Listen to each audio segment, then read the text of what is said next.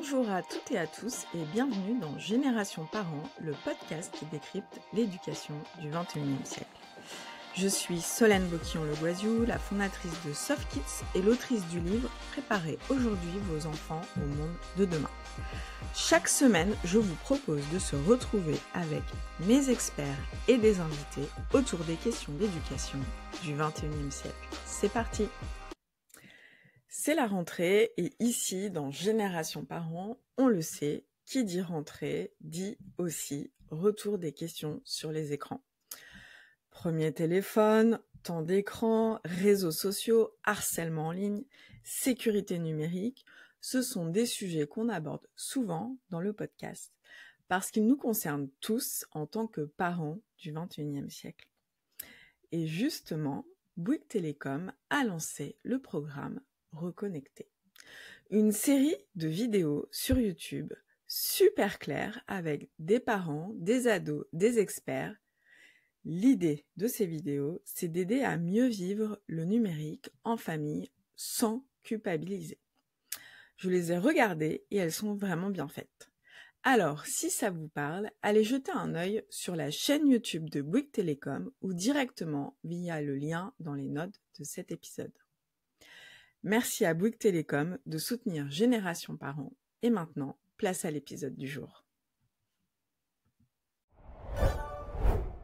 Je suis ravie de vous accueillir pour cette saison 2 de Génération Parents avec des experts passionnants. Chaque semaine, nous parlerons d'éducation, de numérique, de santé mentale, de vie de famille avec un regard lucide, bienveillant et des outils concrets pour aider et accompagner les parents et leurs enfants dans un monde en perpétuelle évolution. Et pour cette nouvelle saison et ce nouvel épisode, dans les invités permanents, je suis accompagnée de Axel Dessein qui a rejoint les permanents qu'on avait déjà vus en saison 1 plusieurs fois. Donc Axel est la directrice d'Internet sans crainte. Salut Axel. Salut Solène, bonjour à toutes. Ravie de faire partie de cette équipe de chroniqueurs à tes côtés. Eh ben, nous sommes aussi ravis. Et puis, nous avons Émilie Berthet, notre sophrologue, qui nous aide et nous éclaire sur nos émotions. Salut Émilie. Salut à tous, ravie de repartir pour une nouvelle saison.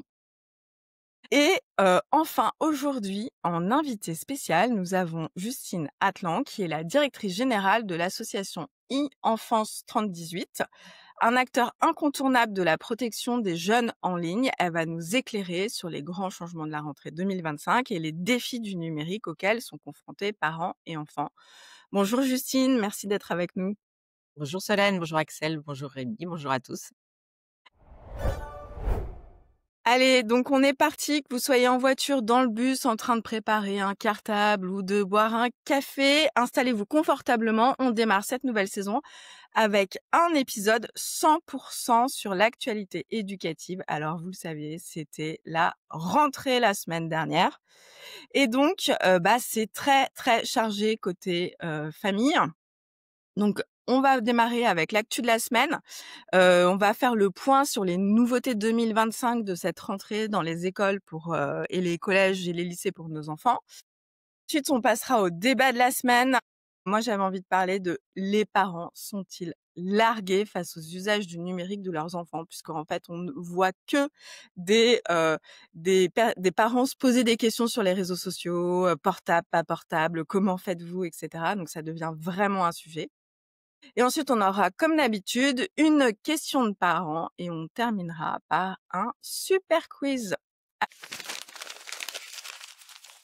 Allez, on démarre avec l'actualité. Alors, la rentrée 2025, c'était la semaine dernière et même si, là, on enregistre mardi, donc on a notre gouvernement qui est tombé hier, donc nous allons encore avoir une nouvelle ministre. Alors moi, depuis que j'ai créé Soft Kids il y a 6 ans et demi, ça sera le 8e ou la 8e ministre en 7 ans et demi. Je sais, là, on n'a jamais eu un tel turnover. Mais bon, même si on va encore avoir une ou un nouveau ministre, on a quand même des actualités pour cette rentrée scolaire qui ont été mises en place dans tous les domaines. Alors, je vais vous faire une petite panoplie et après, je demanderai à nos invités qu'est-ce qui est pour eux le plus important dans toutes ces mesures. Alors tout d'abord, on a au niveau de la santé mentale, chaque établissement devra désormais mettre en place un protocole de prévention du mal-être. Objectif, détecter plutôt les signes de détresse psychologique et orienter les jeunes vers les bons dispositifs. Un vrai changement dans la culture. J'ai vu que la directrice, de la santé, du ministère de l'Éducation nationale, avait, posté ça sur LinkedIn et avait posté et partagé largement le document. Donc on va voir si les équipes éducatives, vont toutes jouer le jeu et faire ce protocole qui est assez, je trouve, similaire au protocole, de prévention du harcèlement et comment est-ce que, la santé, dans l'école, est présente. Ensuite, le deuxième gros dispositif, c'est portable en pause. Généralisé dans tous les collèges publics, les téléphones, les montres connectées, les tablettes devront être éteints ou rangés pendant les cours selon les règles de chaque établissement. Ensuite, ENT en veille le soir. Alors ça, on en parlera dans un prochain épisode puisque nous allons recevoir prochainement la directrice de Pronote. Mais donc les espaces numériques de travail comme Pronote et École Directe seront désormais inaccessibles entre 20h, une manière de préserver le temps de repos et de lutter contre la surcharge numérique. Ensuite, au niveau éducation à la vie affective et relationnelle, donc le fameux programme EVARS qui avait fait couler beaucoup d'encre l'année dernière, on en avait parlé dans plusieurs épisodes, va plus loin que les anciens cours de la vie affective et sexuelle. Donc là-dessus, il y a le programme qui va enfin être mis en place et les enfants vont enfin avoir ces séances qui étaient très attendues. Et pour finir, l'intelligence artificielle fait sa grande rentrée puisque en plus de la plateforme Pix auquel les collégiens avaient accès, maintenant ils vont devoir maîtriser les enjeux et les outils et ça va devenir obligatoire en 4e et en seconde. Alors voilà, pas mal de nouveautés. Donc moi, j'avais envie de vous écouter. Peut-être Justine, qu'est-ce qui résonne le plus, toi, dans toutes ces annonces à la rentrée? Qu'est-ce que tu trouves qui est vraiment très, très important et qui va changer la donne? Moi, ce qui me paraît le plus important, c'est toujours ce qui concerne, l'humain, hein, avant l'outil. Donc effectivement, ce qui me paraît le plus important, c'est, ce que tu as cité au début sur la santé mentale, hein, qui est quand même au cœur, je pense des préoccupations et surtout dès l'enfance, pour justement que ça ne devienne pas un problème structurant de santé mentale pour l'adulte, à venir. Et donc je trouve ça très intéressant effectivement. Alors toujours pareil, il faudra voir comment c'est mis en place de façon rigoureuse, voilà, évidemment et professionnelle, mais heu, que cette donnée finalement rentre dans le cœur de l'école et que l'école se préoccupe, de l'état de la santé mentale des élèves et ne les considère plus comme des élèves, mais bien comme des enfants. Voilà, donc pour moi, c'est vraiment fondamental et je trouve que c'est comme tu l'as dit, c'est un peu le prolongement de ce qui a été fait sur le harcèlement. Et donc petit à petit, on se rend compte que lentement mais sûrement, voilà, la vision que l'éducation nationale a de nos enfants change un peu et c'est plutôt positif. Donc ça me paraît, très important. Et je pense que c'est d'autant plus important parce que, j'en parlerai peut-être dans l'épisode de la semaine prochaine, mais là, il y a, une grosse étude qui est sortie, la semaine dernière, de l'Institut Montaigne sur la santé mentale des jeunes. Alors c'est les 15-25 ans, mais bon, il y a quand même les 15 ans, dedans, dans lequel on voit qu'il y a un énorme problème. Il y a un enfant, sur 4 de 15-25 ans, qui se sent stressé. Il y en a, 25 non 30 qui ont eu déjà des pensées suicidaires. Alors dans les DOM-TOM, c'est 1 sur 2, c'est horrible. Et alors ce qu'on voit, c'est que quand ils se sentent pas bien, la première chose qu'ils font, c'est se tourner vers les réseaux sociaux pour s'informer sur la santé mentale à plus de 30. Et en fait, l'école n'arrive qu'à 19. Et donc en fait, ce qui est dramatique, en fait, c'est on préfère se tourner vers de quelque chose qui est pas humain, que vers des humains quand on va pas bien. Donc ça, c'est quelque chose où je pense qu'il va falloir vraiment travailler sur le sujet. Et alors, je sais pas si c'est le cas dans toutes les collèges, et cetera, mais moi, j'ai eu un message du collège hier, de mon fils, qui nous annonçait, c'est sa 3e année au collège, il est rentré en 4e, que il y aurait une psychologue scolaire présente tous les lundis. Ouais, mais c'est ce Et que le j'allais c'est, et l'investissement qui va être fait sur, ce voilà. personnel qui a quand même disparu un peu, des établissements, faut reconnaître, depuis Mmh. de années et enfin, comme d'ailleurs tout l'accompagnement sur la santé mentale des Français en général, dans lequel il y a eu quand même de moins en moins d'investissements et donc là, c'est primordial de les remettre au cœur de l'école. Donc ce que tu annonces enfin, je trouve est déjà un très bon signe et c'est plutôt favorable, ouais. Émilie, toi, sur la santé mentale, tu veux peut-être Ouais, dire bah, quelque oui, je suis chose? d'accord. C'était aussi ce qui m'avait le plus, marquée. Je trouve que là, c'est vraiment une preuve que l'école au lieu de réagir, va anticiper et prévenir et je trouve que ça, c'est un élément quand même, hyper important et ça met, je trouve aussi la santé mentale au cœur du système éducatif, comme les mathématiques, comme, voilà et ça, c'est vraiment une réforme qui a impacté et d'ailleurs, je trouve que dans l'ensemble, c'est un peu la même optique de mettre, les élèves, les enfants, comme des citoyens qui maîtrisent les choses plus, enfin les outils. Je pense aussi à ce qu'on parlait, pour l'IA et cetera, d'être maître des choses en ayant, l'accompagnement qui va et les outils qui accompagnent et donc à la fois j'ai été vraiment, marquée par la santé mentale parce qu'effectivement, je trouve que c'est vraiment là peut-être même un basculement, enfin je le souhaite en tout cas et dans l'ensemble, je trouve que c'est vraiment une optique de donner des clés. Axel, est-ce que toi, il y a autre chose qui résonne? Je sais pas, par exemple, tu peux nous parler des, les ENT ou portables en pause là, vous avez chez internet sans crainte, vous avez Alors peut-être tu communiqué me pas mal tends sur les une choses? une perche, mais effectivement, alors je suis tout à fait d'accord avec, Justine, Émilie et on n'a pas parlé aussi d'éducation, sexuelle et affective, mais c'est voilà, c'est des sujets dont on est content que l'école se saisisse et sur la santé mentale, il y a aussi des liens avec le numérique. La question du bien-être numérique est peut-être quelque chose qui n'est pas assez au cœur, des préoccupations des jeunes et des adultes qui les accompagnent.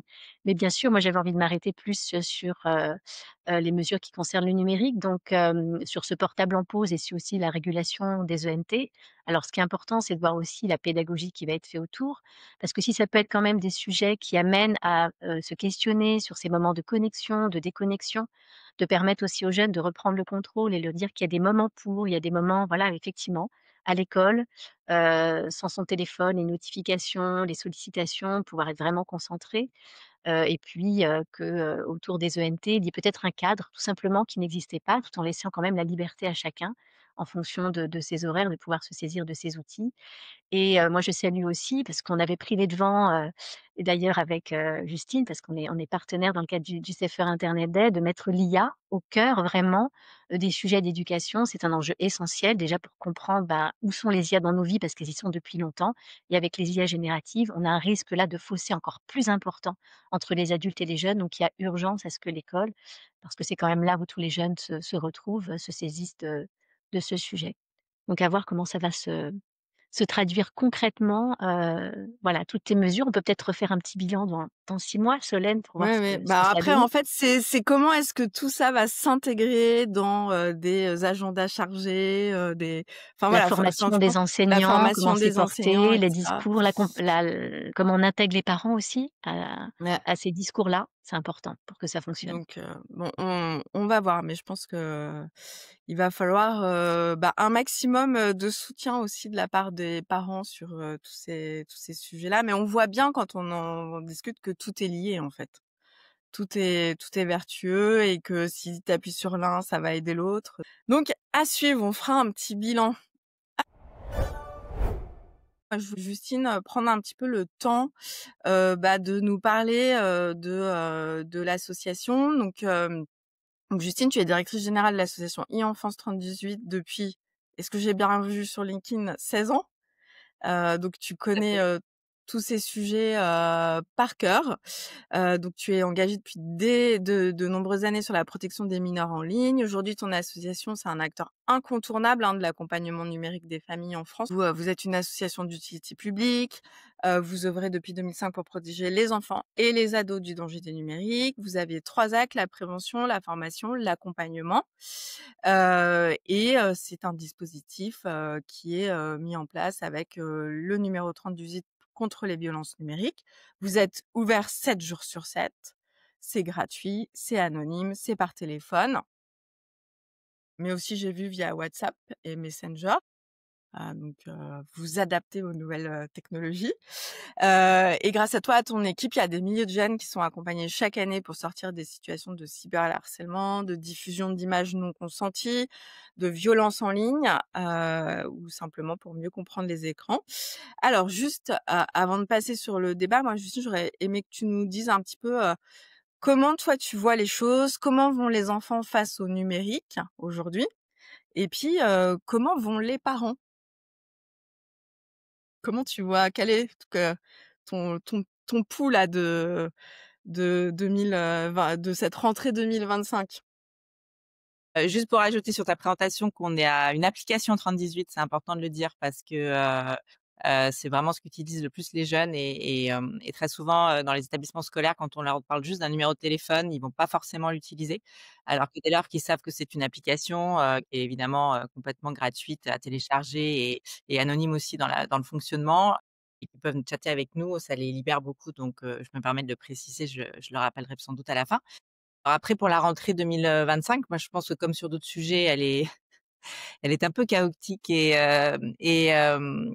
sans doute, un peu insécurisante pour les parents. Bon, après le contexte mondial l'est globalement, hein, donc le numérique n'y échappe pas. Il y a quand même un sentiment de, voilà, de non-maîtrise de ce domaine-là, hein, avec des nouveautés qui arrivent sans cesse, avec évidemment l'irruption de l'IA générative qui est quand même un bouleversement extrêmement fort et qui peut insécuriser certains parents parce qu'ils avaient peut-être le sentiment qu'enfin, ils avaient un peu compris et davantage l'environnement numérique de leurs enfants petit à petit, avec les smartphones, avec les tablettes, avec les réseaux sociaux. Ils s'étaient mis à Snapchat, à TikTok. Enfin voilà, il y avait une forme de, on avait l'impression qu'on commençait un peu quand même à comprendre et à dominer. Et là voilà qu'arrive un nouvel usage, mais ça c'est les joies du numérique depuis 20 ans, qui est quand même un peu différent. C'est proche, mais assez différent aussi. Et pour le coup, sur lequel se sont absolument rués massivement les jeunes, hein, de façon vraiment extrêmement spontanée. Et avec sans doute, vous avez dû le voir pour la première fois dans l'histoire d'internet, la fréquentation de Google a chuté. Enfin voilà, donc c'est vraiment un mouvement, extrêmement fort et qui bouleverse vraiment le rapport, au numérique avec, comme l'a dit Axel et on y reviendra sans doute, voilà, ce malentendu sur, qu'est-ce qu'est une IA et qu'est-ce que ça n'est pas évidemment, en termes d'interlocuteur, humain. Voilà, donc ça, on sent quand même que ça déstabilise pas mal. On peut se féliciter néanmoins que l'éducation nationale, pour une fois, a été extrêmement réactive, puis comme tu l'as dit tout à l'heure, en intégrant, alors cet outil dans des, ça c'est vraiment, je pense qu'Axel peut en témoigner, c'est la première fois qu'il y a un usage qui est vraiment, qui est à ce point-là, très rapidement, immédiatement, quasiment intégré à la fois pour les enseignants qui peuvent l'utiliser et s'en saisir et qui vont être formés à ça et qu'on accepte que ça soit aussi, utilisé par les élèves, avec un encadrement donc voilà, donc comme pour tout, ça s'accélère, mais ça bouleverse un peu la donne. Après évidemment, je pense qu'on partage tous cet avis, que dire les parents, ça veut pas dire grand-chose. Il y a beaucoup de parents extrêmement différents. Qu'à force de dire les parents depuis 15 ans, on parle plus du tout des mêmes parents puisque, ceux d'avant ont vieilli, ceux d'aujourd'hui sont beaucoup plus jeunes, donc sont beaucoup plus quand même, à l'aise avec les outils numériques, l'ont intégré davantage, dans leur, schéma éducatif et que donc on en arrive plutôt, je trouve, à une personnalisation finalement des usages numériques, au regard du schéma éducatif plus global d'une famille, quelle que soit sa forme et qui donc va, ben, gérer le numérique comme ils gèrent les autres aspects finalement de l'éducation de leurs enfants et on le sait, c'est très différent d'une famille à l'autre sur plein de sujets, donc ça l'est aussi sur ces aspects numériques.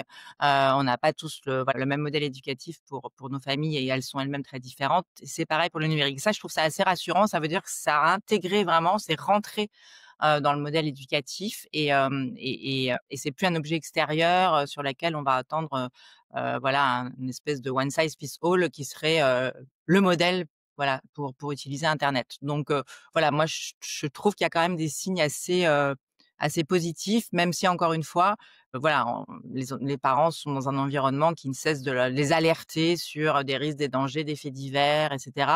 Mais mais en général, ce qui les rassure, c'est que quand ils parlent à leurs enfants connaissaient très bien les phénomènes dont par rapport les médias vont se saisir et que donc c'est une nouveauté pour eux parents. Mais en réalité, voilà, c'est quelque chose que les jeunes ont réussi malgré tout à appréhender, à maîtriser, à se construire des mécaniques d'autodéfense entre pairs, ensemble, parce qu'ils ont bien été obligés du reste pendant longtemps.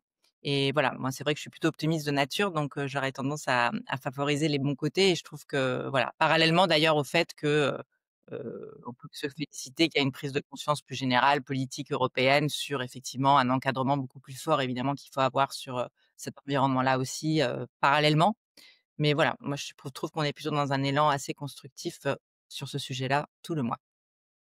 Top. Et alors juste, au niveau de l'association, c'est quoi ce que vous est-ce il y a des sujets que vous recevez plus à traiter que d'autres? Alors oui, ben, alors on a forcément, bon, le sujet qui est pas nouveau, mais qui reste permanent, qui est le cyberharcèlement sous toutes ses formes. Ça, malheureusement, il y a chaque année des nouveaux enfants qui rentrent à l'école, des nouveaux ados qui rentrent au collège, des nouveaux groupes qui se constituent et on a beau faire tout ce qu'on veut, ben, voilà, ce sont des mécaniques de groupe qui apparaissent, le et que ça s'installe pas durablement et qu'on puisse effectivement, repérer le plus tôt possible, les signaux faibles et faire en sorte que ça s'arrête.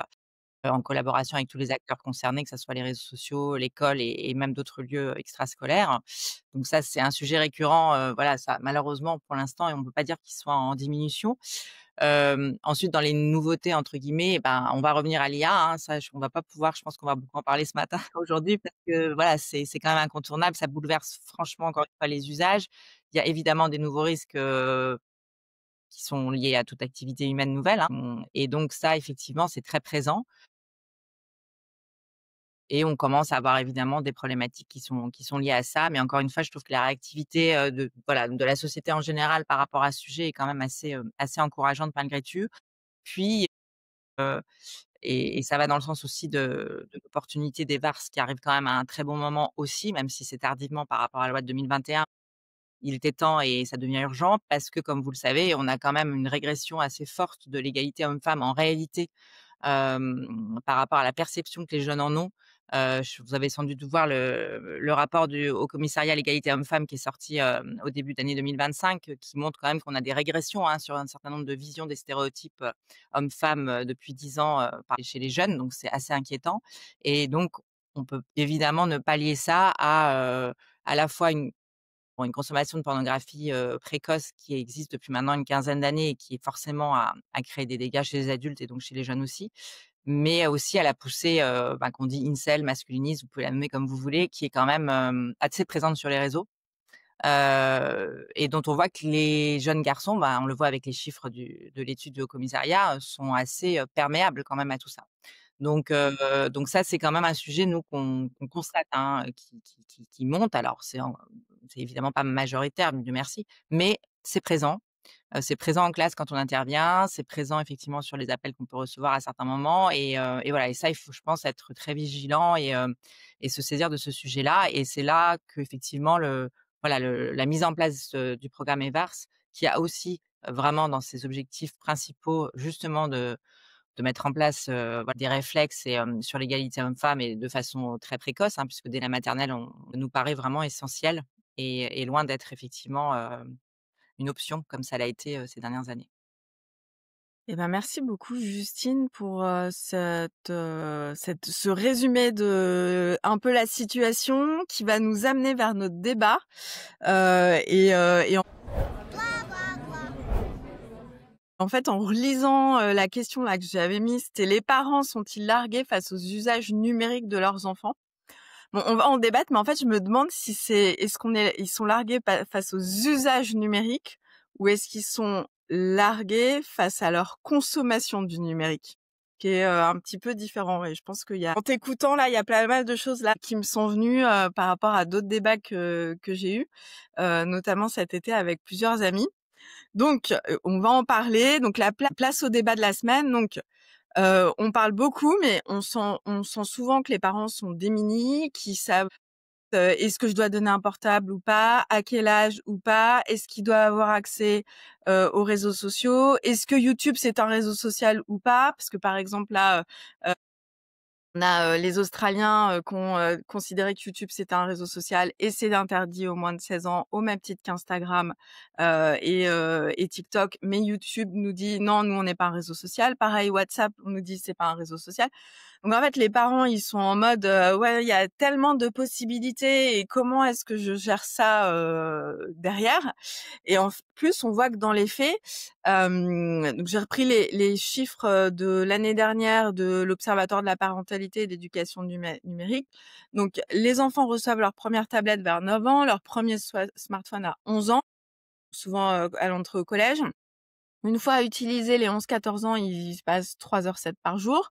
Les 15-10, 4h43. Mais comme on le dit tout le temps dans Génération Parents, le temps d'écran ne veut rien dire. Ce qui est important, c'est qu'est-ce qu'on consomme, quel est le menu. Et les parents, eux, sous-estiment systématiquement le temps de leurs enfants, combien de temps ils y passent.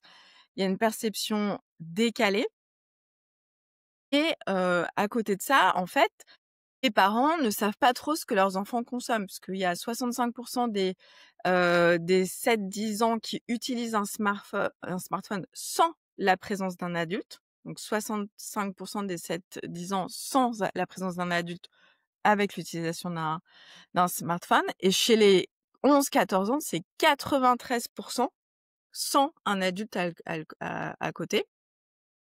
Et à côté de ça, quand on parle, par exemple, de mieux contrôler, il y a que 23 des parents qui ont mis en place un contrôle parental. Donc en fait, les enfants ont des usages, consomment. Je pense que les parents ont un peu compris l'usage des réseaux sociaux, etc. Mais en fait, ils ne savent pas ce qu'ils font dedans. Et j'en reviens sur la consommation. J'ai eu plusieurs discussions, moi, cet été avec des amis, où quand je commence à leur parler des youtubeurs, je sais pas, Inoxtag, Squeezie, Lena Situation, je rigole parce que j'étais à un déjeuner et je commençais à dire: «Ah là, mais si tu connais pas Squeezie et Inoxtag, t'es un parent complètement largué». Et là, il y a un pote qui fait: «Bah moi, je sais pas qui c'est». Et en fait, moi, je me dis, il y a quand même un enjeu de, en fait, à notre âge, enfin quand on avait l'âge de nos enfants, nos parents faisaient attention à avec qui on sortait, la réputation, fallait être avec des gens bien et ne pas avoir des gens de mauvaise réputation en amis. Mais en fait, là, on a un petit peu des personnes qui vont être au quotidien avec nos enfants, que nos enfants vont écouter tous les jours parce qu'ils vont les suivre, etc. Et nous, on n'a aucune idée de ce que ces personnes disent. Alors voilà, je lance le débat. Donc, est-ce que les parents ne seraient pas totalement largués de qu'est-ce qui se dit, qu'est-ce qui se fait Axel, je te laisse répondre, j'ai beaucoup parlé, donc vas-y. Je peux en tout cas ouvrir la discussion, mais tout à l'heure, Solène, tu disais: «Est-ce qu'ils sont largués dans les usages ou eux-mêmes?» Et je pense qu'ils sont face aussi à des injonctions contradictoires avec eux-mêmes. C'est-à-dire que ils sont aussi captifs, je nous englobe, on est aussi utilisateurs, on a un problème aussi de régulation et on doit être, donc on sait qu'on doit être aussi un peu exemplaire vis-à-vis de ses enfants et en même temps, voilà, on voudrait trouver la bonne posture et c'est pas évident. Sur ce sujet-là, je pense qu'il y a besoin peut-être de déconstruire aussi une relation parent-enfant et peut-être qu'on y participe aussi et aux des médias parfois à opposer et à dire qu'il y a des tensions, que c'est un sujet de tension, à entretenir aussi le fait que les parents sont démunis, qu'ils sont largués.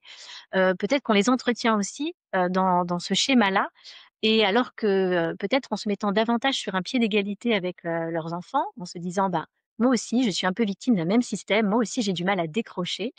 Cherchons ensemble des solutions», ça pourrait déjà, recréer un espace de dialogue où on s'inclut un peu dans la difficulté, à réguler tout ça. Parce que quand même, il faut pas se mentir, on est un peu tous victimes d'un certain système avec les réseaux, sociaux. Puis moi, il y a quand même un truc qui m'interpelle avec ce que tu disais sur le fait qu'effectivement, ils connaissent pas, les références des jeunes aujourd'hui et on a fait une intervention là et c'était effectivement amusant. On a présenté à des parents, bah, les 10 influenceurs les plus suivis sur, TikTok effectivement, par certains qui avaient entendu parler de Thibaut InShape, comme ça parce qu'il a eu des sorties, en dehors des réseaux sociaux. Personne ne connaissait des références alors que, bah, moi je me souviens, alors j'étais pas une grande fan, mais en tout cas, il suffisait d'ouvrir une porte de chambre pour voir coller, les sportifs, les chanteurs, les acteurs qu'on avait, envie de suivre et si on y pense en tant que parent, se dire que peut-être ce que notre enfant fait 4, 3, tu disais 3 heures, 4 heures, 5 heures par jour, c'est de l'inconnu total pour nous. Si on transposait ça à n'importe quelle autre situation de notre vie, on disait: «Mais à quel moment, on ne sait pas dans une journée de 24 heures où est ce que fait notre enfant? Donc, il y a vraiment plutôt un enjeu, moi je dirais de curiosité, d'en faire un sujet de discussion, se dire: «Ben, peut-être qu'il faut changer aussi les questions plutôt que: "Ça s'est passé comment ta journée d'école?" Qu'est-ce que tu as rencontré sur les réseaux aujourd'hui? Comment ça s'est passé? Peut-être pouvoir évaluer aussi des problématiques comme traite Justine de cyberharcèlement, se dire voilà, comment ça s'est passé? Qu'est-ce que tu as vu? Tiens, qu'est-ce qui t'intéresse? Moi, j'ai entendu parler de ça et toi, est-ce que toi aussi tu as entendu parler de cette actu? Leur faire peut-être déjà, se remettre sur un pied d'égalité et en refaire un sujet de discussion et déconstruire peut-être, aussi certaines, idées, reçues que chacun, peut-être s'entretient. Ces Mmh. enfants hyper, à Mais en l'aise plus et ces après parents, un peu impuissants. comme tu le dis, c'est cette curiosité. Alors après, moi, je pense, je suis pas un bon exemple parce que ça fait partie de mon métier quotidien et je pense que nous toutes, on n'est pas forcément un Oui. bon exemple. Mais moi, je regarde, les vlogs, d'Août Donner la situation depuis 3 ans. Je m'y Donc suis il y a mise. 3 ans, je me suis dit: «Mais c'est quoi cette fille?» En fait, je l'ai découverte, sur Le Quotidien quand elle faisait la promo de son premier livre il y a 3 ans et je l'avais jamais vue et je me suis dit: «Mais c'est quoi cette fille qui réunit des millions de personnes?»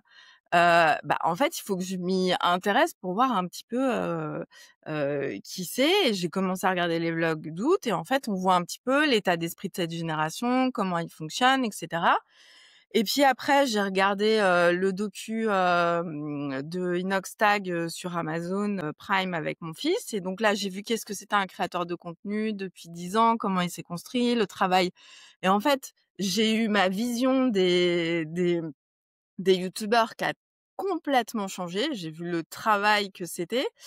Là, plus récemment, j'ai regardé un docu, sur les championnats, du monde, je ne sais plus quel, jeu vidéo, mais en fait, on voit les écuries, comment est-ce qu'ils se enfin, on voit ceux qui jouent aux jeux vidéo 12 heures par jour, mais avec un coach et du sport et cetera et en fait, bah, ça je trouve que enfin, moi, personnellement, ça m'a permis de voir un peu différemment, cette génération et maintenant, en fait, c'est dans mes usages.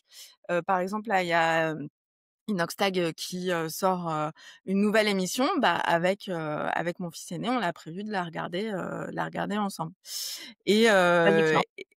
voilà et c'est vrai que, bah, je pense qu'il a l'impression que je m'intéresse aussi à ces sujets comme il va, des fois, s'intéresser aux miens, quoi. Mais voilà, il faut absolument essayer de comprendre, quel est le contenu qu'il consomme, je me suis tapé les 3 heures de Thibaut InShape, chez Génération Do It Yourself pour comprendre un peu le personnage. Mais c'est important, hein, Heu, je suis complètement mais d'accord, voilà, hein. C'est c'est l'essentiel, je pense, comme tu disais, les statistiques, elles sont quand même très parlantes. Enfin, je veux dire, il y a peut-être aussi une remise en question effectivement, des parents à se dire: «Est-ce que je porte aussi de l'intérêt à ce qui est regardé?» Il y a du négatif, mais il y a aussi des choses, qui sont positives et puis ça fait partie d'une génération qui est la génération des enfants et donc du coup, je pense que ça peut contribuer à une relation plus horizontale des réseaux et de la compréhension et effectivement pas être tout de suite dans le jugement. Effectivement, on voit, le négatif, c'est ce qui ressort, c'est ce qu'il faut là, il faut être vigilant, mais ça peut être et je te rejoins totalement Solène, une source, discussions familiales, de sujets, de remettre un petit peu d'humain en fait, d'utiliser cet outil et ces réseaux, peut-être même pour remettre de l'humain dans la famille et pour remettre des sujets de conversation et c'est surtout ce truc de dire, que, c'était mieux avant et puis que ce qu'il y a maintenant est pas positif et pas bien. Moi, j'en suis vraiment pas du tout convaincue et je pense que dans tout ça, effectivement, si ces personnes réunissent, du monde, enfin voilà, il y a comprendre aussi les enjeux et comprendre, ce qui, articule aussi les relations entre eux, entre enfants, au collège, au lycée et cetera. Ça donne des clés, je trouve aussi, et pouvoir leur parler aussi avec leur langage, aussi pourquoi pas. Enfin voilà, il y a plein de choses à se mettre au niveau et pas vraiment voilà, vraiment être sur quelque chose de plus horizontal et de se dire que nous aussi on a des choses à apprendre et à modifier dans notre comportement aussi, face aux mmh réseaux. mh et surtout garder en tête qu'en fait, les algorithmes nous mettent tellement chacun dans nos flux que je pense qu'il y a beaucoup de parents, par exemple, je sais pas, tu as un compte Instagram, tu es dessus, tu vois des trucs et tu dis: «Bah, ouais, c'est sans danger». Sauf que ce que vont regarder vos enfants, ce sera pas la même chose. Déjà, regardez ce que regardent vos conjoints et vous verrez que c'est pas du tout la même chose. Donc en fait, il faut pas se dire que parce que nous on a un usage qui nous montre telle ou telle chose, nos enfants aussi ils n'ont pas des choses Un dangereuses. usage Justine, sain tu voulais que dire quelque chose? Non, ce que je voulais dire, c'est que c'est pas évident pour les parents de se positionner parce qu'ils ont aussi, ils ont un souci de préserver aussi une forme de vie privée de leurs enfants dans l'adolescence surtout parce que bon, l'enfant c'est un peu différent, mais les adolescents, les préados, ils ont toujours peur d'être un peu intrusifs et ils ont parfois du mal à trouver la bonne posture pour s'intéresser sincèrement et vouloir partager sans être trop intrusif sur et ça, je pense qu'il faut de toute façon renoncer à ça, de savoir tout ce que leurs enfants regardent, enfin les ados, en tout cas, évidemment. Voilà, parce que c'est aussi l'âge où on commence à s'éveiller à un certain nombre de questions, qui sortent de l'ordre de l'intimité justement et de la construction, personnelle et sur lequel, jamais les parents n'ont eu de regard et voilà et sur lesquels ils n'ont pas forcément à en avoir. Bon, c'est évidemment, un fil, très ténu, hein et un équilibre effectivement compliqué à mettre en place, mais voilà donc c'est pas, il y a des parents qui sont pas forcément inintéressés, mais voilà le comment on passe de la curiosité constructive du partage à un peu trop demander ou voir. Voilà, c'est pas toujours très évident pour eux et c'est pour ça que le fait que des influenceurs, des créateurs de contenu passent finalement, comme tu l'as dit, les réseaux sociaux et deviennent médiatiquement, parce que c'est ce dont tu parles, c'est vraiment des créateurs de contenu qui sont devenus médiatiquement exposés sur tous les autres médias, ce qui les a rendus finalement, la preuve en est, on en a tous Incontournable. fait, incontournables, mais parce qu'ils sont sortis des écrans numériques, hein, et que c'est pour ça ils ont été portés à notre connaissance. Après voilà, c'est normal que les jeunes aient leur propre culture, qui soit pas forcément archi accessible, aux adultes et de toute façon, c'est constructif même pour eux. Je pense que la question, tu le disais tout à l'heure sur la consommation, elle est plus liée à que tout ça se passe dans un outil qui est le smartphone, qui lui a un côté privé par nature, d'une taille qui fait qu'il peut se cacher, enfin et que ça génère finalement un autre comportement qui n'a finalement rien à voir avec ce qu'il y a dedans et que tout ça, si tu l'agrèges, ça crée effectivement cette espèce de tension et je pense que ça génère, une forme de dissimulation chez les ados qu'ils n'auraient pas forcément eu. Mais qui va avoir parce qu'il y a un regard un peu méfiant du parent. Et d'ailleurs, je pense que Axel le voit aussi sur l'intervention, les ados, ils souffrent pas mal de ce regard un peu jugeant et dégradant que les parents vont avoir du numérique en général quand c'est le cas. Alors que finalement, ils sont assez demandeurs de pouvoir spontanément rigoler officiellement devant les parents de quelque chose qu'ils regardent sur le numérique et de partager. Et moi, ça me fait beaucoup de peine pour eux parce que parfois, ils ont vraiment même des compétences qu'ils ont développées sur les jeux vidéo notamment, mais aussi voilà, sur d'autres compétences de création de contenu et qui s'autorisent pas à partager avec leurs parents parce qu'ils ont vraiment l'impression qu'ils vont être voilà jugés négativement. Donc voilà, donc des deux côtés finalement, on voit qu'il y a pas mal de malentendus et de souffrances. Voilà et que comme toujours effectivement, je pense que c'est à ça qu'on sert tous à nos places, c'est, de pouvoir faire médiation et permettre finalement, de dire à chacun qu'il attend de l'autre que qu'il lui montre ou qu'il lui parle et de partager en Maintenir le lien. Après moi, j'ai un petit tips, hein, moi un de mes tips du soir, mais qui est pas du tout intrusif, c'est souvent on va parler de l'actualité et moi je dis: «Et alors Hugo Décrypte, comment est-ce qu'il a, décrypté, cette actualité?» Parce qu'évidemment moi je vais regarder une actualité sur un média mainstream, BFM, LCI ou alors je vais avoir lu Le Monde et Les Échos et je sais que Hugo Décrypte, il aura fait cette actualité en, 30 secondes, 1 minute 30, maximum et donc juste de dire: «Alors Hugo Décrypte, il a dit quoi là-dessus?» Bah, ça lance la discussion et en fait, ça fait un parallèle sur le fait que, voilà, on ne s'alimente pas, de la même manière, consomme pas l'actualité de la même manière, mais peut-être qu'on va arriver à la même, au même décryptage, de l'actualité. Voilà un petit partage. Mais tout ça revient quand même au fait que, moi, je me pose la question de si enfin est-ce que ces usages numériques et j'en parlais hier, j'ai enregistré un épisode de Silicon Carnet, le podcast de la tech, où on parlait de cet ado, qui, s'est suicidé, suite, à des échanges avec, ChatGPT. Il y a quand même un souci du lien et comment est-ce qu'on en arrive à avoir des enfants qui préfèrent parler à des intelligences artificielles plutôt que de parler à leurs parents ou à des amis parce qu'ils vont pas bien. Et donc, comment est-ce qu'on fait pour que malgré cette consommation du numérique, le lien perdure, pour en fait, avoir une bonne santé mentale? Parce que moi, je pense que cette dégradation de la santé mentale, qu'on constate, de plus en plus, elle est du fait qu'on est quand même des animaux sociaux, qu'on a besoin de se voir, d'échanger, de se palper, enfin voilà, et on n'est pas là, pour, juste consommer un écran. Donc comment est-ce qu'on arrive à, sortir de l'écran et à maintenir ce lien malgré tout ce qu'on consomme toute la journée? Alors je sais pas si enfin voilà, c'est ma réflexion en ce moment, Mmh. quoi. Le lien, parlons Bah, enfant. c'est oui, la fausse promesse de tout cet, environnement numérique qui nous a proposé, un lien Connecté. mondial, connecté, qui était effectivement très enthousiasmant, qui a aussi du vrai, hein, parce qu'on a quand même soulevé aussi des montagnes grâce, à cette communication universelle et c'est formidable. Mais c'est vrai qu'aujourd'hui, les chiffres sur la santé mentale, avec notamment l'accélération qu'il y a eu pendant le covid, effectivement témoigne du fait que comme c'est un confort pour notre cerveau, de continuer à avoir ces shoots de dopamine, toutes les 2 minutes quand on change de vidéo, bon c'est difficile d'y résister finalement et surtout quand on est évidemment en construction et qu'on est jeune et que, bah, c'est du temps qu'on passe plus avec les autres tu raison, en connexion, en lien. Je reviens toujours à Evars, c'est là où c'est essentiel parce que finalement on n'apprend plus même à décoder, les signes que l'autre envoie quand on est en présentiel avec lui, avec ses expressions, avec un certain nombre de choses. On et ça c'est même animal normalement, hein, de de savoir effectivement un peu, comprendre, sentir l'autre et on le perd et tu as raison, ça crée effectivement l'isolement, qui est dramatique Bah, pour la santé j'en mentale, avais ouais. parlé avec Emmanuel Piquet dans un autre épisode. Moi, je trouve que enfin, du moins la génération de mon fils aîné, je trouve qu'ils ont du mal à regarder les gens dans les yeux.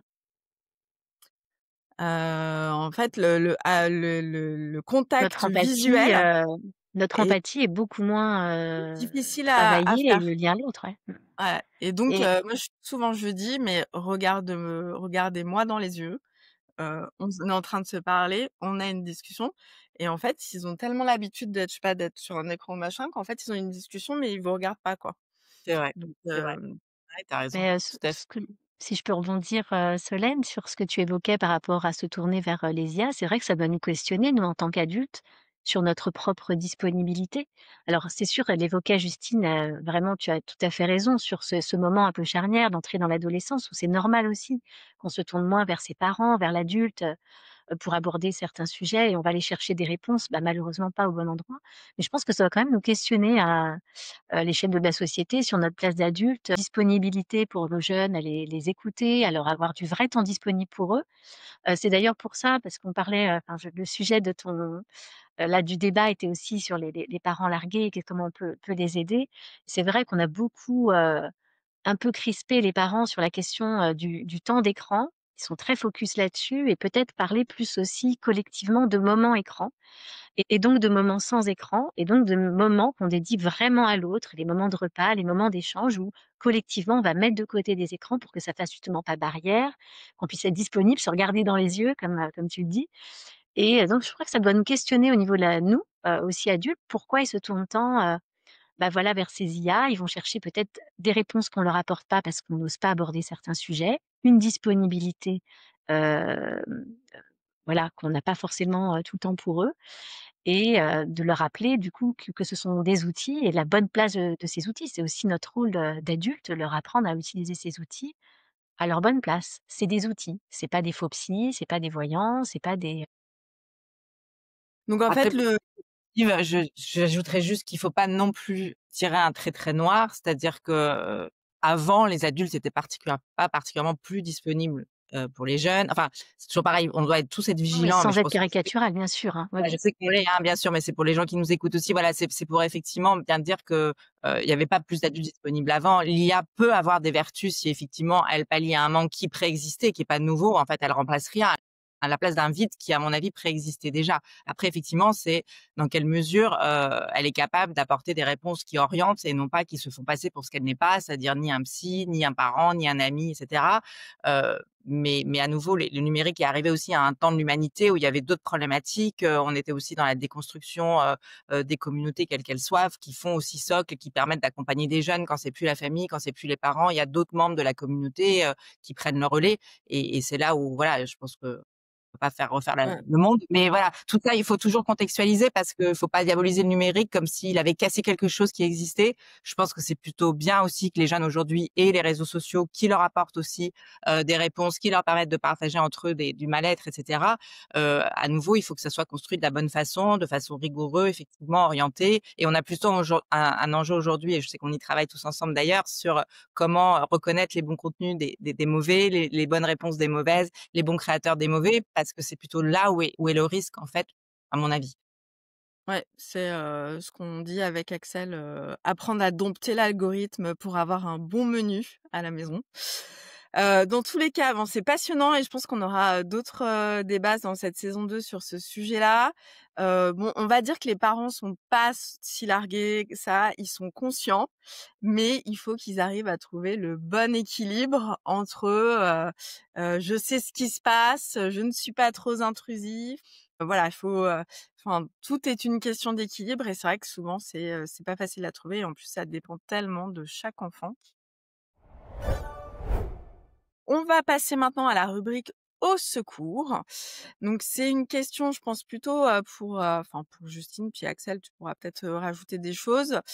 C'est celle où la rubrique où des parents nous posent des vraies questions. Donc aujourd'hui, le sujet, c'est le cyberharcèlement et le message que nous avons reçu de Sophie, maman d'une ado de 13 ans, c'est: «Ma fille semble très stressée depuis quelques semaines. Elle dit que tout va bien, mais je vois passer beaucoup de temps sur son téléphone, souvent en pleurant. J'ai découvert qu'elle reçoit des messages blessants dans un groupe WhatsApp de sa classe. Je suis perdue, je ne veux pas l'espionner, mais je ne sais pas comment l'aider sans qu'elle se ferme. Est-ce que c'est déjà du cyberharcèlement? Et surtout, qu'est-ce que je peux faire concrètement en tant que parent?» Vaste sujet, malheureusement assez récurrent. D'abord, si son enfant souffre et sa fille pleure en regardant effectivement des échanges de messages, c'est quand même qu'il y a une maltraitance, factuelle, voilà, qu'elle ressent, une souffrance que ça lui évoque. Un groupe WhatsApp, c'est déjà un groupe qui effectivement apparemment est lié à la classe et qui lui envoie des messages malveillants. Alors c'est intéressant, c'est qu'en fait, la petite fille comme la maman ont tendance à minimiser en fait, Mmh. ce qui est en train de se passer, pour le supporter, le digérer et ne pas effectivement, voilà, en faire un problème. C'est souvent malheureusement comme ça que se passe, c'est que la victime a un seuil de tolérance assez fort, qui lui permet d'encaisser ce qu'elle ne devrait pas encaisser. Mais il y a quand même un point de vigilance qui fait que cette maman, appelle au secours et oui, elle a bien raison parce que c'est pas normal évidemment. À quel moment c'est normal de pleurer devant des messages qu'on reçoit sur un groupe WhatsApp? Effectivement. Donc oui, c'est du cyberharcèlement. Pourquoi? Parce que manifestement, il y a de la répétition dans ces phénomènes-là. Quand c'est malveillant, c'est quand même qu'il y a une intention de nuire, avec, effectivement une répétition. C'est pas hasardeux, c'est pas une fois comme ça, c'est de la répétition malveillante, donc c'est tout à fait les caractéristiques du harcèlement et en l'occurrence avec les outils numériques et le cyber et force est de constater, et on en traite énormément au 30-18, que WhatsApp est malheureusement aussi un lieu où effectivement il y a énormément, ces phénomènes de cyberharcèlement. Donc, déjà qu'elle n'ait malheureusement pas de voilà, pas de questions sur le diagnostic, c'est celui-là. Maintenant heureusement, on est en 2025 et il y a quand même une capacité à faire un certain nombre de choses. Déjà évidemment à se tourner vers l'école puisque manifestement ça concerne quand même un groupe d'enfants qui se sont rencontrés à l'école et qui sont ensemble à l'école, quelle qu'elle soit. Donc c'est quand même à l'école de veiller à ce que ce groupe ne devienne pas toxique comme ça, au détriment d'un des leurs et donc effectivement de prendre le sujet à bras le corps et maintenant avec le programme phare, et le protocole qui a été mis en place, il y a vraiment énormément d'outils pour aider les établissements scolaires et les enseignants et toute la communauté éducative à s'en saisir, en alliance avec les parents évidemment. Parce qu'il faut surtout pas que ça soit un sujet de rupture entre les familles et l'école, pour soutenir cet enfant, l'accompagner et évidemment faire comprendre au groupe ce qu'il en est. Après sur l'aspect cyber, c'est vrai qu'il faut faire des captures d'écran immédiatement pour garder des preuves. C'est le seul avantage, je dirais, du cyberharcèlement par rapport au harcèlement classique, c'est qu'il y a cette capacité d'avoir des preuves, ce qui est beaucoup plus difficile en général pour le harcèlement classique. parce que ce sont des petites violences, micro qu'on appelle des micro-violences répétées, mais assez insidieuses et difficiles à prouver. Donc faut faire des preuves. Moi, j'aurais tendance à dire qu'elle peut aussi s'extraire de ce groupe tant qu'il est malveillant avec elle. C'est-à-dire que c'est difficile effectivement pour les adolescents de s'extraire des groupes parce que c'est de choisir se désocialiser. Je parle du groupe numérique, hein. Mais en Mmh. même temps, c'est aussi une façon de montrer qu'on va pas rester là à souffrir devant tout le monde et à se laisser effectivement, sans rien dire, le temps en tout cas que ça soit comme ça. Donc il y a en tout cas cette question à se faire et plus largement, même si c'est pas sur WhatsApp, à se dire: «Moi, je bloque les gens finalement qui sont malveillants à mon égard et je veux pas rester comme ça ce qui est voilà, à me laisser malmener et puis pour résumer, évidemment, il y a le 30-18 qui est présent, hein, qui est là pour ça, que ça soit donc, sur l'application pour chatter si c'est la jeune fille qui veut nous appeler ou, la maman qui veut vraiment utiliser le téléphone, on est présent pour écouter cette situation et être en capacité effectivement à, la faire connaître aux différents acteurs qui sont responsables. Donc l'école en l'occurrence puisqu'on a évidemment, on est en ligne directe avec les référents harcèlement, qui vont prendre contact avec la famille et recréer le lien avec l'école sur cette situation. On peut signaler aux réseaux sociaux, pour leur demander et à WhatsApp, pour effectivement demander de si vraiment ces groupes-là sont très actifs en cyberharcèlement de voilà, de les bannir le temps qu'il le faut ou d'empêcher leurs utilisateurs de récidiver et s'il y a des contenus qui circulent de les supprimer. Et puis parfois, il y a d'autres interventions qu'on est amené à faire. C'est pas du tout le cas de cette situation malheureusement, mais il y a des situations qui sont très, très lourdes derrière et où on découvre que derrière des situations de cyberharcèlement, il y a des problématiques familiales plus graves. Voilà, il y a d'autres situations qu'on peut être amené à signaler à d'autres acteurs, institutionnels qui peuvent la traiter. Mais en tout cas, ce qui est important aujourd'hui, c'est que vraiment en 2025, il y a plus aucune raison de subir ces situations-là comme si c'était une fatalité. Il faut que la victime sache qu'elle est victime de, voilà, de comportements anormaux, qui sont illégaux en plus, si on veut rentrer dans ce schéma-là et dans tous les cas, que les adultes autour d'elle, familiaux, écoles et autres, sont au courant qu'il y a des actions à mener et vont les mener pour l'aider. Ça, c'est vraiment indispensable de le savoir.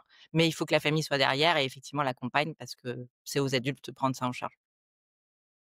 Merci beaucoup Justine. Axel, moi je crois que vous avez pas mal traité aussi des WhatsApp chez Internet sans crainte, mais il y a pas un espèce de no man's land là avec, ces groupes WhatsApp qui se créent tout seuls avec les élèves, c'est eux qui le créent, c'est eux qui l'administrent, enfin je sais pas, est-ce que vraiment ils ont besoin de ça? Est-ce qu'on ne devrait pas créer des groupes WhatsApp dans Pronote? Enfin je sais pas, parce qu'apparemment c'est quand même, un des berceaux du harcèlement, enfin on va dire, si je puis me permettre, enfin d'utiliser ce terme. Alors, c'est vrai qu'aujourd'hui, WhatsApp est souvent le premier outil qui va être utilisé pour créer ces groupes classes. Après, plus tard, ça se fait, sur des réseaux sociaux. Il y a des groupes classes qui sont proposés dans des ENT. Ça pose la question de la modération parce qu'après quand ça devient comme ça un petit peu institutionnel, si on le fait sans modération, mais à partir du moment où il y a une modération, il va pas y avoir la liberté de parole qu'on va s'autoriser entre jeunes.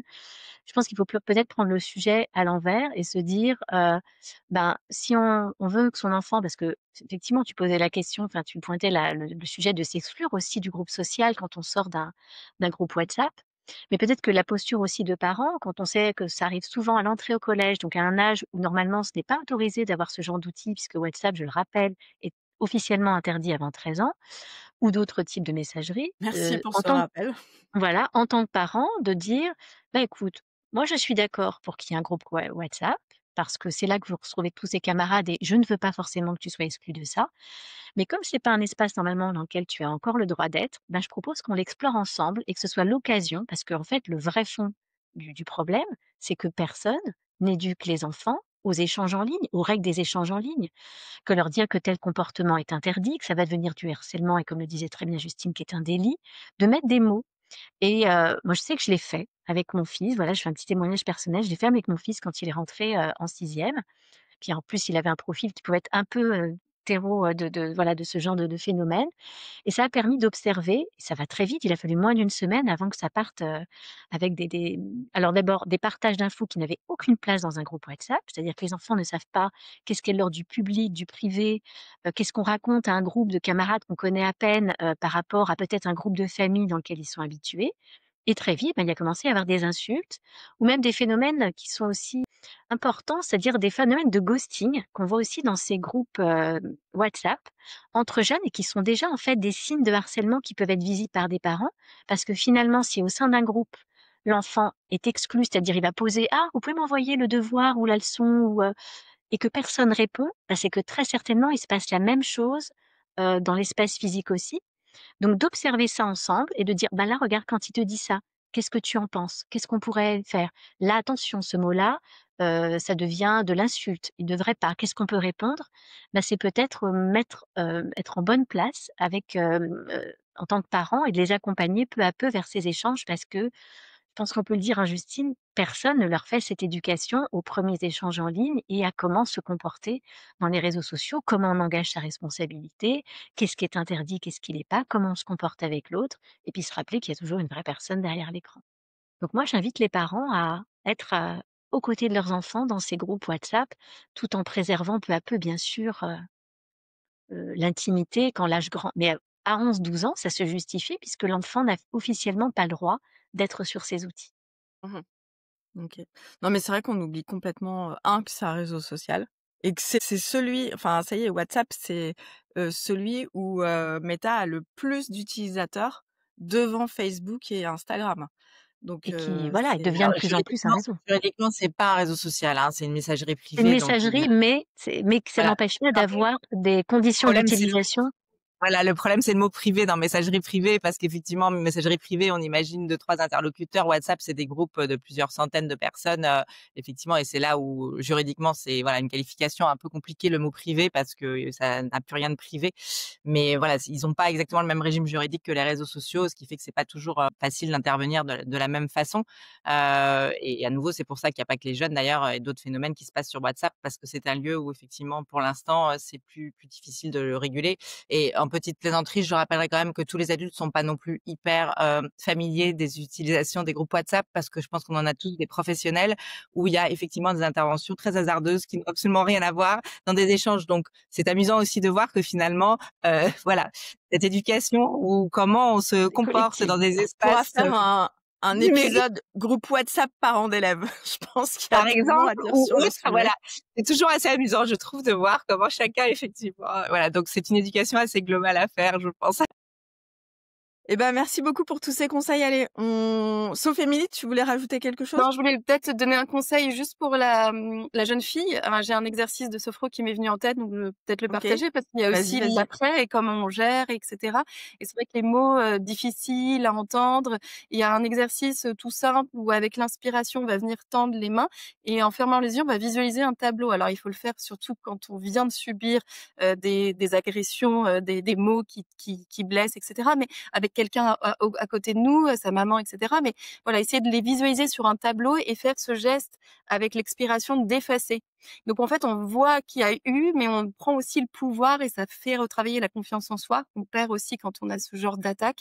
Donc on voit qu'il y a eu ces mots qui sont là. On va pas les oublier parce qu'ils font faire partie de notre vie, de peut-être notre construction, de plein de choses. Mais par contre, on prend le pouvoir de dire que ça ne va plus nous impacter et que on va trouver des solutions, qu'on va en parler, etc. Donc c'est un petit exercice qui peut aussi être utile en plus de tout ce qu'on vient d'aborder. Eh ben, merci beaucoup, Émilie, pour ce super conseil. Allez, on passe à la dernière rubrique, la rubrique quiz de la semaine. Et là, je vous ai préparé un quiz spécial rentrée scolaire 2025. Justine, comme tu es nouvelle dans l'émission, tu ne connais pas, donc en fait, je vais vous poser des questions. Il y a plusieurs réponses possibles, et puis celui qui répond en premier à la bonne réponse rafle les points. Cette année, je pense que je vais additionner tous les points Waouh! pour voir quels sont les meilleurs chroniqueurs, ce qui va beaucoup amuser Mika qui est tout le temps très joueur. Tu nous challenges? D'accord. Allez, donc on est parti pour un quiz spécial rentrée scolaire. On est Donc prêt. on teste les connaissances sur les différents sur les chiffres de la rentrée scolaire. Donc je vais vous poser quelques questions. Allez, c'est parti. Combien d'élèves ont repris le chemin d'école cette année en 2025? Réponse A, 13 millions. Réponse B, 11,8 millions. Réponse C, 10,2 millions. 11. Ouais, on a commencé à dire 12 11,8, millions. il semblait trop précis. Ouais, Ouais. allez. C'est ça, 11,8 millions d'élèves. Mais à noter que nous avons 100 000 élèves en moins en primaire. Donc on commence à voir la baisse de la On voit la baisse, ouais. natalité Et donc, il y a 4% d'élèves en moins par rapport à l'année dernière. Ouais. Ah, je Énorme. vois des écoles Ça va faire, peut-être des classes. régler notre problème du fait qu'on n'ait pas assez de profs. Si on ne supprime pas les profs et qu'on les laisse et que les élèves baissent, peut-être qu'on va régler le problème. Allez, question 2. Quel est le poids moyen d'un cartable en France aujourd'hui? A, Oh, 5 kilos, B, 6,8 kilos, C, 8,5 kilos. 6, quand tu dit 5, 6, J'espère que c'est pas la 3. Ouais. 5, 6,8, 8,5. Ouais, 6, 6 quand même. Eh ben, c'est 8,5 kilos, alors que normalement, ça devrait pas dépasser 10% du poids de l'enfant. mais c'est Donc, pour un enfant de 11 ans, il faudrait que le cartable fasse 3,4 kilos. Donc, on est quand même loin du compte. Il faut absolument laisser mais oui, les livres à l'école ou à la maison, je sais pas. Ou, moi, j'ai la solution, hein. On laisse les livres en classe et on n'a plus de devoirs à la maison. ouais. On valide. Comme ça, on résout le problème des Non, cartables. mais où on utilise le numérique et on envoie je sais pas, on fait autre chose, quoi, mais pour alléger le cartable, Ouais. quoi, parce que Ouais, là, il faut alléger le cartable, ça c'est clair. Question 3. Quel est le poste le plus cher dans le panier de fournitures scolaires? A, la papeterie. B, les fournitures non papetières, trousses, cartables. C, les articles de sport. La 2 peut-être. C'est les Ouais, cartables, trousses, tout ça, cartables. ça coûte assez Ouais. cher. C'est le Ouais, cartable. En moyenne, c'est 108 € contre Ah oui. 42 € pour la papeterie et 60 € pour le sport. Donc, pour cartable plus trousse. En Ah oui. moyenne, hein. Alors, je sais pas, c'est peut-être Tannes qui rafle la mise. Faudrait savoir quelle est la part de marché parce que les cartables Tannes, ils sont assez chers. Mais voilà. C'est revue de la consommation. Quel est le panier moyen des fournitures d'un élève en 2025?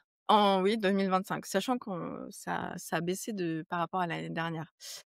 Réponse A, 211,10 €. Réponse B, 233,03 €. Réponse C, 23,46 €. Le moins. Ouais, c'est ça. C'est C'est déjà 211,10 et énorme. c'est Pardon. 12 € de moins qu'en 2024. Bon, à vous de faire le calcul. Moi, j'ai été beaucoup, enfin, j'ai moins dépensé que ça. J'ai fait des économies cette année. J'étais fière de moi quand j'ai vu le chiffre. Mmh. Bon, j'en ai parlé, donc normalement, vous allez avoir la réponse. Quel est le taux d'utilisation du contrôle parental en 2024 chez les parents d'enfants de 7 à 17 ans? Réponse A, 45%, réponse B, 23%, réponse C, 71%. 23. 23%, ouais, tu l'as dit tout à 23 l'heure, ouais. alors. Ouais, c'est 23%. Et c'est en baisse, parce que ça, c'est le chiffre de 2024, et en 2021, c'était 32%. Ah ouais. Donc en fait, les parents contrôlent moins. Je sais pas pourquoi. Ils savent pas comment l'utiliser. Ah. Alors ça veut dire qu'on a encore un peu de boulot alors. Mmh. Et allez, et dernière question pour la route. Quel est le pourcentage d'enfants de 7 à 10 ans qui utilisent déjà au moins un réseau social? 29%, 49% ou 63%? 63. C'est ça, c'est 63%. Et les parents, eux, l'estiment à 49%. Oui. Donc ça veut dire que les parents ne savent pas que Ouais. leurs enfants consomment Oh. les réseaux sociaux. Ouais. Voilà, et ben on a fini avec ce petit quiz. Bien joué. J'espère que ça vous a aidé un petit peu à voir un peu clair. Parce que moi j'adore les chiffres, je trouve que ça remet les idées au clair. Souvent, mais on le voit, il y a tellement un décalage entre ce qu'on pense et la réalité que parfois ça fait du bien d'avoir ces chiffres. Et donc, on a fini.